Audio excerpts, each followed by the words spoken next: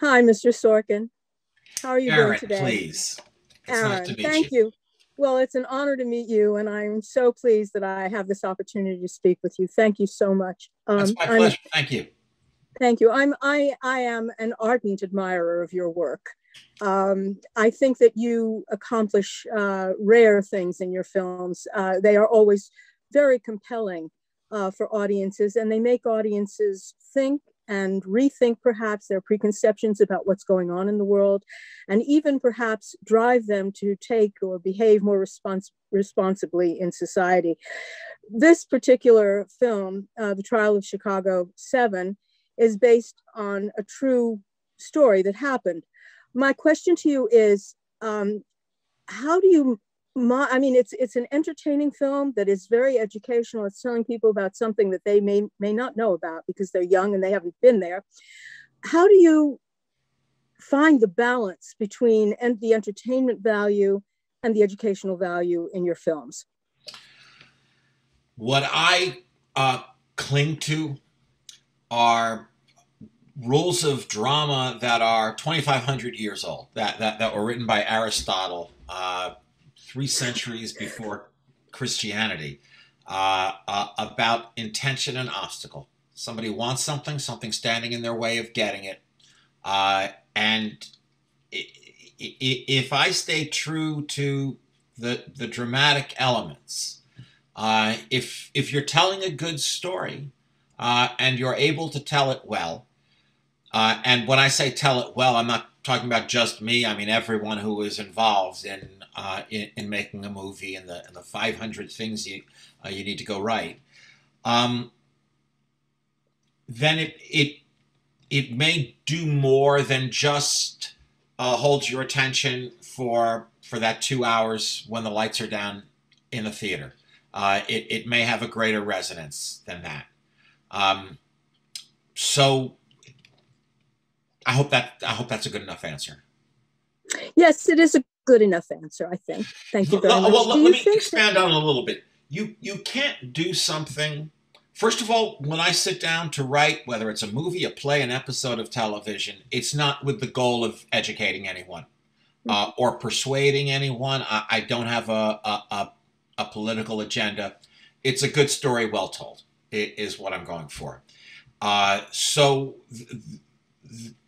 there won't be a moment where I feel like, okay, well, I now want to educate the audience on this, so let me stop the storytelling while we do some educating.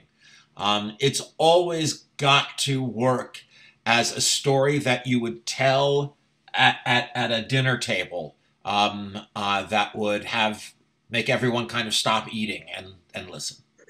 Do you think of all historical events and even current events then as potential scenarios for scripts? No, I don't. I don't, read the paper thinking, hey, that would be good. I certainly don't look at the front page thinking that would be good. Sometimes page 23 will have a story, um, and for me, the only thing better than a story you've never heard is a story you think you've heard. You think you know the real story, but here's the real story. There was more to it than that. Mm-hmm.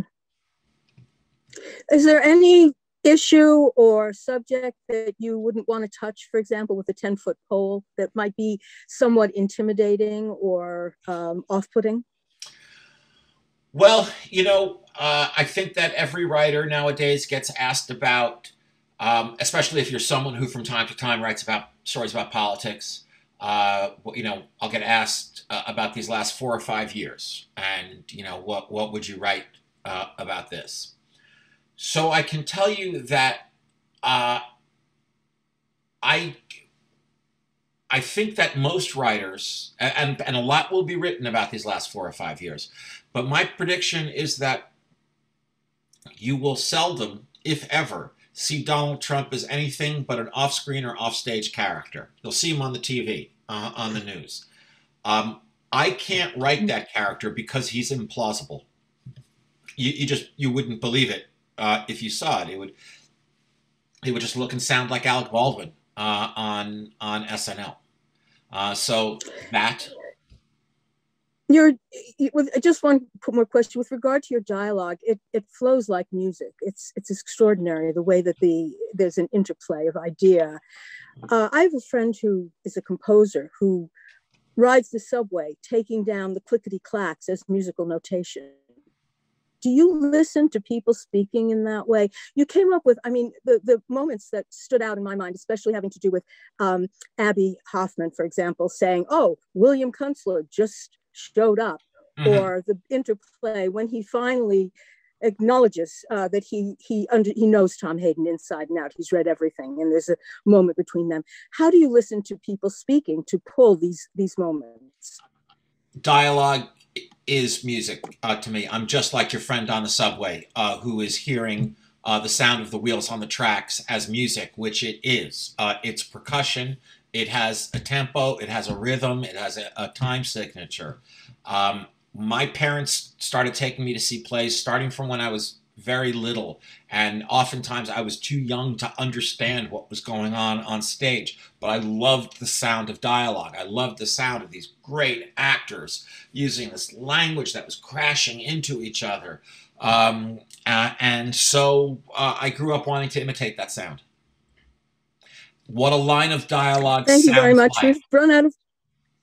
I was just going to say what a line of dialogue sounds like is as important to me as what it means.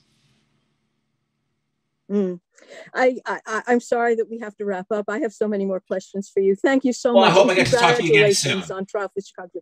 Thank you so much. I hope so. Let's arrange to do that. Thank you so much.